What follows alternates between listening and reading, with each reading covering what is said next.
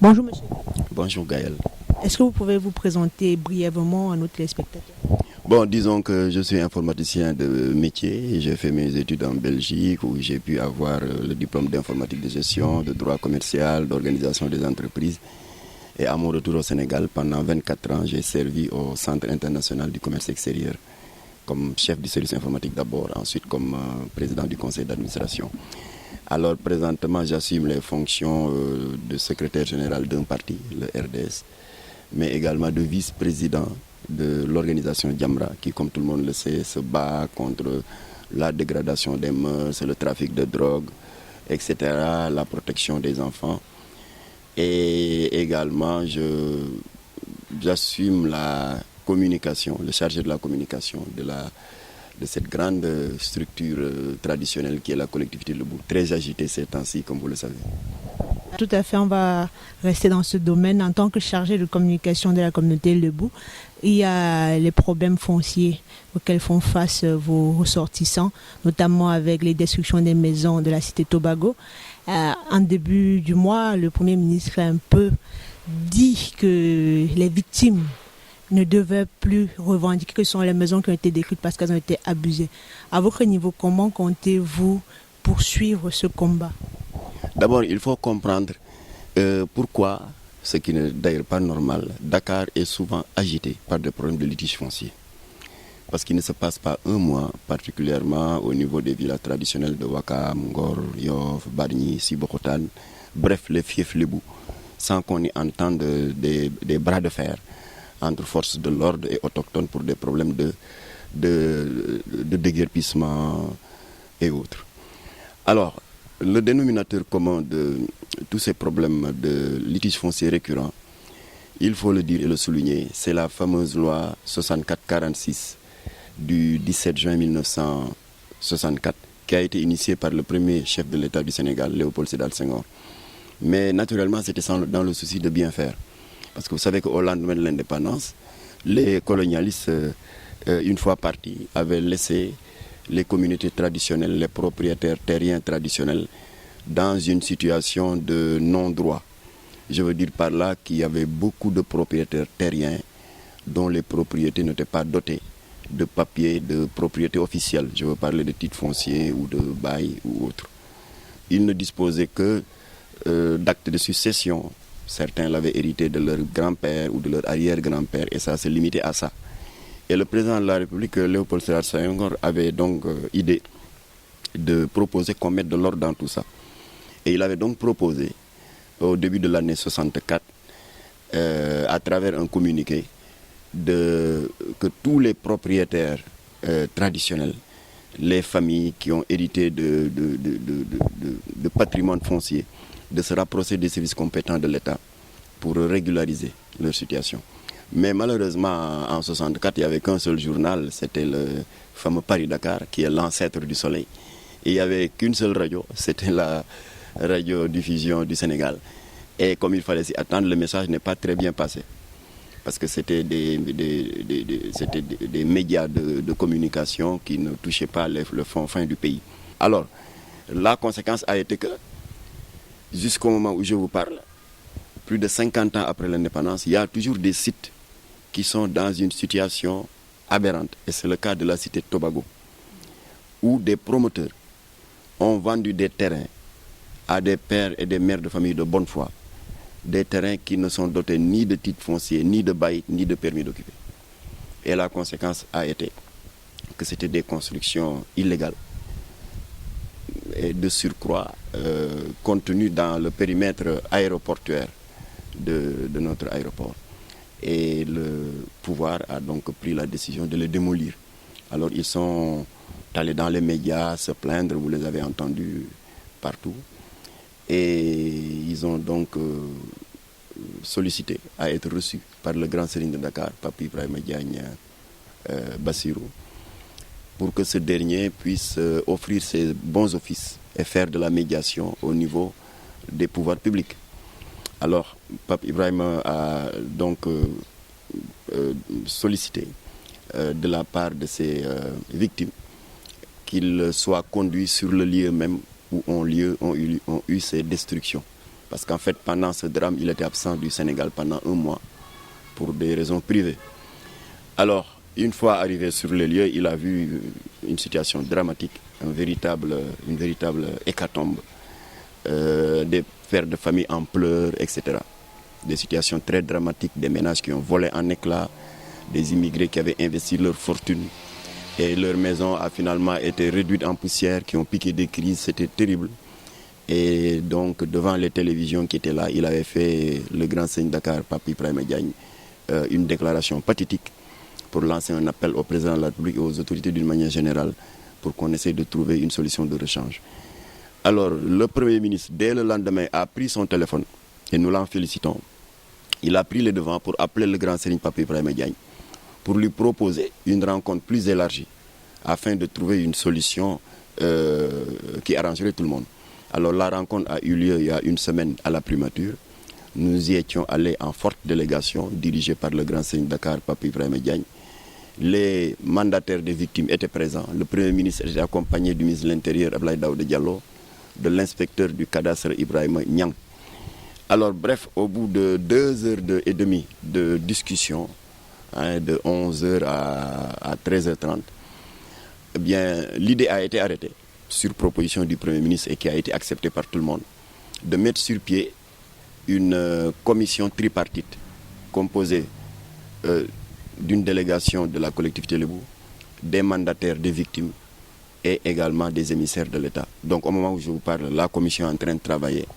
Le but est qu'au retour du président de la République de voyage, qu'une petite plateforme de 3 ou 4 pages puisse lui être soumise, afin que le président puisse s'y appuyer pour faire une contre-proposition aux victimes, naturellement une contre-proposition de recasement. Mais il est hors de question qu'on les recase là où les maisons ont été détruites, pour les raisons que je viens de vous indiquer tout à l'heure, qu'il s'agit d'une ceinture de sécurité aéroportuaire et qui n'est pas fait pour accueillir des bâtiments à usage d'habitation. Alors tout ce que nous demandons au président de la République, pour terminer sur ce point, c'est vraiment de faire preuve d'humanisme, en sachant que ces 400 pères et mères de famille ont épargné certains pendant 5 ans, d'autres pendant 10 ans, d'autres avaient ouvert une sorte de caisse, le père, la mère, les enfants qui travaillent cotisés.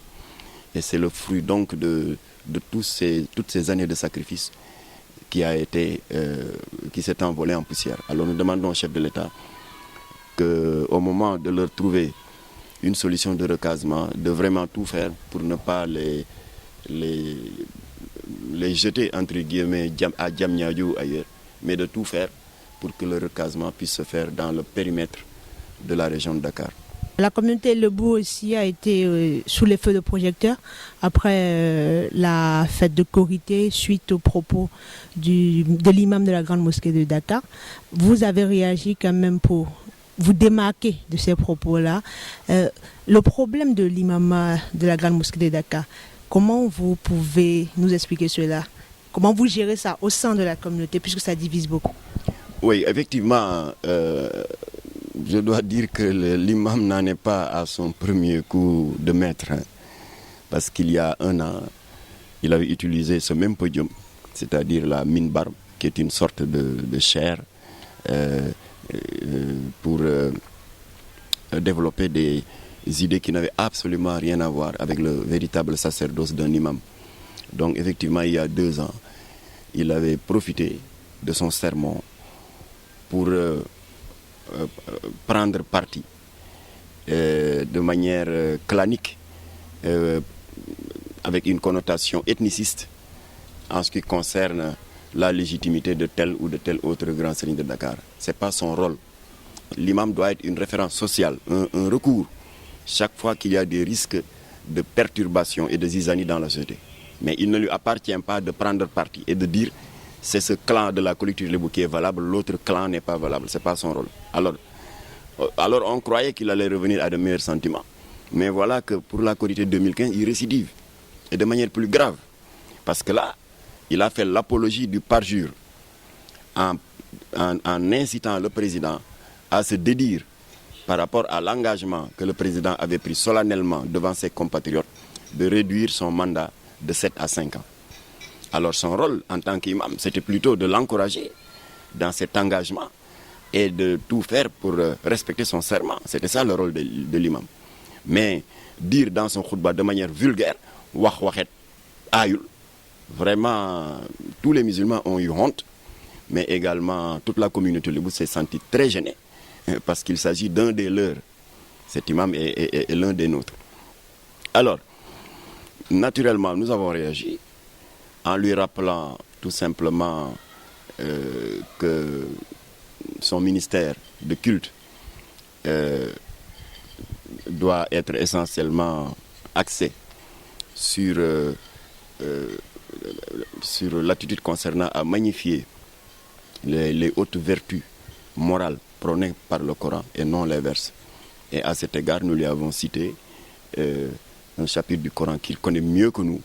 C'est le chapitre 61 Ash-Shaf, autrement dit le rang, où le Seigneur dit « Ô vous croyants, ne savez-vous pas que Dieu porte en abomination ceux qui se disent croyants et qui se plaisent à se dédire ou à faire preuve de parjure, c'est-à-dire à violer le serment de la parole sacrée. » Alors nous lui avons rappelé cela en lui disant normalement c'est lui qui devait nous exhorter à nous attacher au respect de ces hautes valeurs prônées par l'islam. Mais non seulement il n'exhorte pas les croyants dans ce sens, mais il prend le devant en piétinant même ces valeurs sacrées du respect de la parole donnée. Alors donc, nous avons donc présenté nos excuses en tant que collectivité Lébou dans un communiqué largement diffusé, signé par le grand seigneur Dakar, Pape Ibrahima Diagne Bassirou, pour présenter à toute la Oumma islamique nos excuses pour ce dérapage de l'imam dans un endroit qui n'était pas le lieu, la grande mosquée, et un jour qui n'était pas du tout indiqué, c'est l'Aïd el-Fitr. Donc, cette sortie de l'imam qui va à contresens des valeurs prônées par notre société et qui est totalement aux antipodes de l'éthique de la sunna du prophète et des enseignements coraniques. Nous demandons au ministre de l'Intérieur de mettre de l'ordre dans cette mosquée où les imams ne se parlent pas.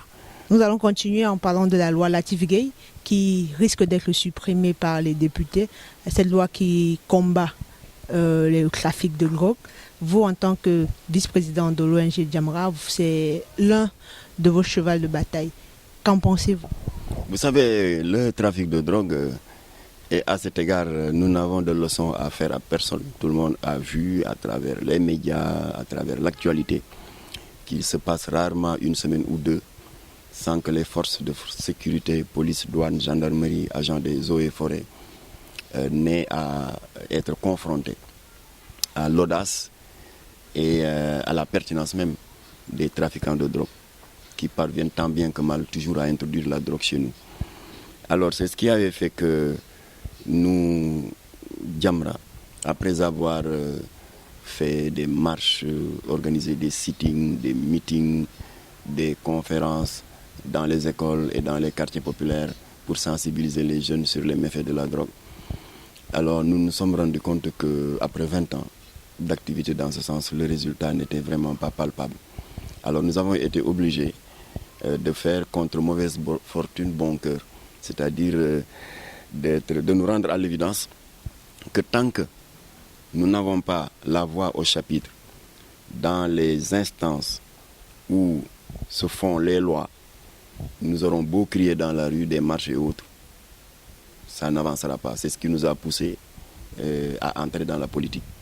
Alors donc Jamra a donc été obligé sur ses flancs de créer un parti politique, le RDS, et puis de nous battre. Et finalement, en coalition avec un autre groupe de partis, nous avons eu un siège de député à l'Assemblée nationale. Et c'est à ce moment-là que Latif Gueye, dès sa prise de fonction, a déposé la première proposition de loi de la 11e législature, consistant à demander à ses collègues députés de l'aider pour qu'on trouve des moyens juridiques de renforcer les sanctions pénales contre le trafic de drogue. Et il leur a rappelé que ce serait faire justice à l'Organisation des Nations Unies qui, le 17 juin 1987, avait organisé à Vienne, en Autriche, une conférence internationale pour que les pays victimes de ce fléau puissent conjuguer leurs forces afin de mieux faire face. Parce qu'effectivement, l'Organisation des Nations Unies, lors de cette conférence, où Djamra était représenté par le défunt Abdoulatif Gueye, où l'État du Sénégal était représenté par le ministre de la Santé de l'époque, Marissar Mouy, et donc l'Organisation des Nations Unies avait insisté auprès des pays présents en leur disant que tant que vous aurez la prétention de lutter individuellement contre le trafic de drogue, les résultats seront vraiment mitigés. Et l'ONU avait donc suggéré aux États membres de tout faire pour harmoniser leur législation. Comme ça, les trafiquants n'auront plus dans leur stratégie à viser le maillon faible pour introduire la drogue en Afrique, en parlant particulièrement de la drogue dure. Je vous donne l'exemple de l'héroïne, qui coûte pas moins de 80 000 francs le gramme. Je ne parle pas de l'héroïne qui a été frelatée et mélangée avec du lait en poudre et qui se vend à 25 000 francs le gramme sous le pont de Colobane et autres. Je parle de l'héroïne pure provenant de ce que l'on appelle le triangle d'or, Birmanie, Thaïlande, Laos. Alors il ne se monnaie pas à moins de 80 000 francs le gramme. Ce qui veut dire qu'un narcotrafiquant qui quitte l'Amérique du Sud pour entrer en Afrique, eh bien, la porte d'entrée la mieux indiquée, c'est l'Afrique de l'Ouest. Parce qu'entre l'Amérique et l'Afrique, nous n'avons que l'océan Atlantique entre nous. Et quand vous quittez l'Amérique en prenant l'océan Atlantique, le premier point de chute, c'est l'Afrique de l'Ouest. Parce que or, le Sénégal se trouve sur la pointe occidentale la plus avancée de l'Afrique de l'Ouest. Alors, ils vont faire une comparaison en disant, bon, quels sont les risques? Parce que là, on a 10 kilos d'héroïne à raison de 80 000 francs le gramme, ça fait donc 800 millions de francs à gagner. Mais il y a des risques. Donc, évaluons les risques.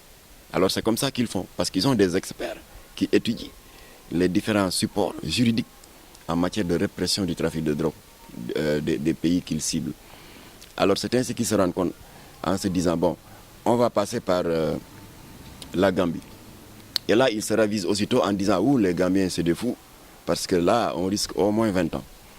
Ensuite, ils disent, toujours dans le cadre de l'Afrique de l'Ouest, passons par le Nigeria. Et tout de suite, ils se rendent à l'évidence que les Nigériens ont une loi plus dure que celle des Gambiens. Parce que là, ça peut aller jusqu'à la peine de mort. Et finalement, ils disent, pourquoi pas le Sénégal? Ça, c'était avant la criminalisation. Et là, ils s'aperçoivent que oui, le code pénal, parfois c'est 6 mois. Et si on a un très bon avocat, on peut s'en sortir peut-être avec 3 mois. Donc, 800 millions de francs, ça vaut très bien 3 mois de prison. Alors donc, passons par le Sénégal. Voilà ce qui fait que pendant des décennies, notre pays, en raison de notre législation laxiste, complaisante, était devenu la poubelle des narcotrafiquants sud-américains. Alors donc, Latif leur a dit tout ça dans son exposé des motifs, en leur disant que la meilleure solution, c'était de renforcer notre arsenal juridique, conformément aux vœux des Nations Unies, qui est d'exhorter les pays à harmoniser leur législation. Alors après son exposé, il a eu la surprise de sa vie, c'est-à-dire toutes les composantes de l'Assemblée nationale, opposition, majorité confondues, ont voté à l'unanimité cette loi. Qui fait que maintenant, il y a une sanction minimale de 10 ans de prison, assortie d'une amende qui fait le triple de la valeur de la drogue saisie. Par exemple, si l'on ne vaut pas avec 3 kilos d'héroïne, 1 kilo d'héroïne qui coûte 80 millions, eh bien, l'amende va être multipliée par 3 à 240 millions. Et cet argent va aller dans l'escarcelle de l'État pour aider les jeunes victimes de la drogue à se désintoxiquer, etc.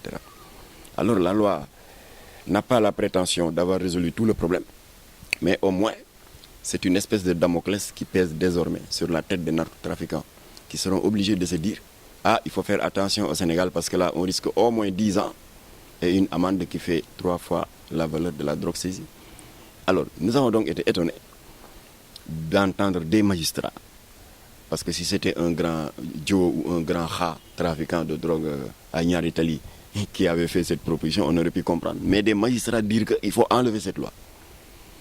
Et lorsque nous leur avons prêté l'oreille pour savoir qu'est-ce qui pouvait motiver cette singulière proposition de suppression de la loi.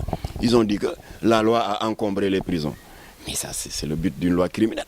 C'est d'arrêter les criminels et de les mettre en prison. Ce n'est pas de les arrêter et puis de les laisser se promener dans la nature. Ils disent que non, la loi encombre les prisons parce que le délai d'attente pendant la détention préventive, en attendant que la cour d'assises les juge, ce délai est trop long. Cette loi, il faut la revoir. D'autres disent qu'il faut la supprimer. Nous leur avons répondu. Et j'ai été reçu il y a un mois par le ministre de la Justice, et je l'en remercie, garde des Sceaux, M. Sidiki Kaba, dans ce sens, en lui disant, mais en réalité, la cour d'assises, c'est elle qui juge tous les crimes de sang. Les infanticides également, c'est la cour d'assises. Les vols à main armée, c'est la cour d'assises. Les incendies volontaires, c'est la cour d'assises. Le trafic de drogue, c'est la cour d'assises. Et j'ai entendu récemment le président de la République émettre le vœu pour que le vol de bétail soit également criminalisé pour être jugé par la cour d'assises. Alors, si bien que la cour d'assises est devenue une sorte de fourre-tout, il ne faut pas donc s'étonner qu'il y ait des encombrements, que les magistrats soient débordés et que les rôles soient encombrés. Alors, mais c'est injuste de cibler arbitrairement un de ces crimes que je viens d'énumérer, à savoir le crime de trafic de drogue, pour rendre ce crime responsable de l'encombrement des rôles de la cour d'assises. C'est injuste. Alors donc, je crois que pour décanter la situation, nous étions donc allés voir le ministre garde des Sceaux, comme je viens de vous l'indiquer, pour le féliciter d'avoir coupé la poire en deux en faisant la proposition pertinente de la création des chambres criminelles. Et il m'a expliqué que c'est des chambres qui vont remplacer la cour d'assises. Parce que la cour d'assises fonctionnait par session. Donc tous les 6 mois, on juge un certain nombre de dossiers. Quand la session est finie, on reporte les autres pour une autre session. Si bien qu'il arrivait à des gens qui sont attraits devant la justice pour des faits criminels d'attendre 4 ans, 5 ans avant de juger. Alors maintenant, avec la création des nouvelles chambres criminelles, comme me l'a expliqué le ministre de la Justice, c'est des chambres criminelles qui vont fonctionner de manière permanente, mais plus par session. Et elles seront implantées dans les 14 régions du Sénégal. Si bien qu'un trafiquant de drogue ou un auteur de vol à main armée, d'incendie volontaire ou de crime de sang quelconque n'aura plus à attendre 4 à 5 ans pour être jugé. Donc je crois que c'est une proposition très sage qui sera prise en compte dans le projet de réforme du code pénal qui va être bientôt proposé à l'Assemblée nationale. Et dans tous les cas, en tout état de cause, c'est mieux et plus responsable que de dire comme ça, de manière simpliste, il faut supprimer la loi. Donc félicitations au ministre de la Justice pour cette proposition pertinente, ce qui quand même permet à la loi Latif Gueye d'être sauvegardée et de continuer à planer comme une épée de Damoclès sur la tête des narcotrafiquants. Pour terminer, il y a le projet FALEM, Faubourg-les-Boues Émergence. C'est toujours dans le secteur, on va dire, de la construction pour permettre aux ressortissants du village Les Boues d'avoir des toits de qualité. Comment vous jugez ce projet? L'idée n'est pas mauvaise en soi, mais comme je vous l'ai dit, nous avons tous été abasourdis d'apprendre à travers les médias le lancement de ce projet. Et après investigation, nous nous sommes rendus compte qu'effectivement, c'était la résurrection d'un vieux bail que Senghor, le premier chef d'État sénégalais, avait accordé à la collectivité Les Boues le 19 juin 1980 et qui a été contresigné par Madjen Kharidjan, le gouverneur du Sénégal, de Dakar à l'époque. La situation était délétère comme aujourd'hui. Si bien que de larges franges de la collectivité Les Boues avaient boycotté la grande mosquée en se disant qu'ils ne vont plus y aller pour prier l'Aïd el-Kébir ou l'Aïd el-Fitr. Bref, de discussion en discussion, Senghor a eu l'idée sage de leur dire, bon, je vais vous proposer un autre site. Et finalement, la proposition lui a été faite de retenir le parc Amazon qui fait face à la maison du parti. Et c'est donc là-bas que les prières, les grandes prières collectives de la Korité de la Tabaski s'effectuaient. Et c'est là-bas qu'on immolait symboliquement le mouton du grand imam rapide et à la grande satisfaction de tout le monde. Et l'idée a été retenue donc de tout mettre en œuvre, de mettre sur pied un projet pour finalement transformer ce site qui est un terrain vague en grand complexe culturel et islamique. Alors donc nous avons immédiatement réagi en disant aux autorités que ce terrain est la propriété de l'État et immatriculé sous le titre foncier TF 3888 et 3794, 6794. Nous avons également saisi toutes les institutions financières, les banques, la BCEAO, pour leur faire comprendre, pour les inviter à ne pas se faire les complices de ce détournement de destination d'un patrimoine foncier commun, pour lequel il n'y a eu, jusqu'au moment où nous parlons, aucune concertation à la base. Maintenant, nous attendons.